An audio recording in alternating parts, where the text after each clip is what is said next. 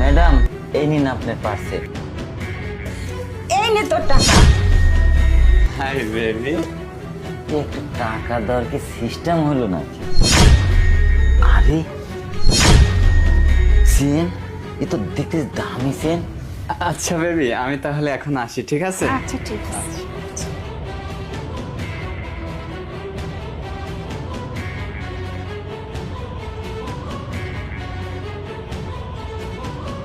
কি ব্যাপার, তুমি এই সময় অফিস থেকে চলে আসলে যে? আসলে শরীরটা ভালো না তো, অনেক ক্লান্ত লাগছে। আচ্ছা বাদ দাও, আমি বসি। আচ্ছা ঠিক আছে, যাও।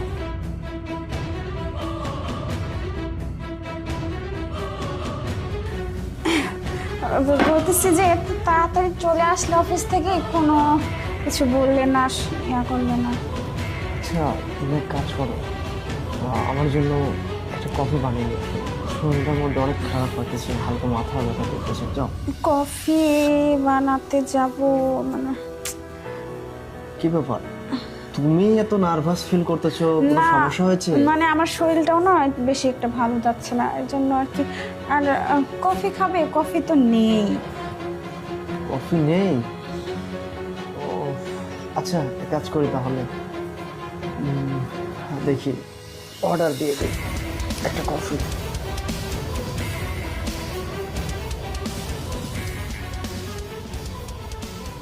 যাক, কফিটা অর্ডার দিয়ে দিচ্ছি, কিছুক্ষণের মধ্যে চলে আসবে। কি ব্যাপার, আমার চেনটা কোথায়? আমার মনে হচ্ছে চেনটা ওই বাসাতেই পড়ছে। না না, চেনটা তো অনেক দামি, আমার এখনই যেতে হবে। স্যার আপনার পার্সেল, স্যার আপনার পার্সেল। ঠিক আছে। স্যার, কিছু বলবে?